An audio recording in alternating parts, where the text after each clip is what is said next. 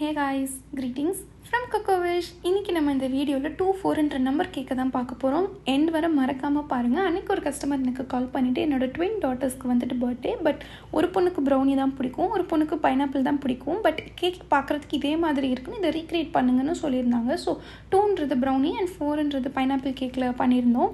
டாப்பிங்ஸுமே வந்துட்டு fresh strawberries எல்லாமே அவங்க கேட்ட மாதிரி வச்சு கொடுத்தாச்சு. அண்ட் கிட்டத்தட்ட நாங்கள் 20 கிலோமீட்டர்ஸ் ட்ராவல் பண்ணிவிட்டு சேஃபாக போய் அந்த கேக்கை டெலிவர் பண்ணிட்டோம் அவங்க லொக்கேஷனில்.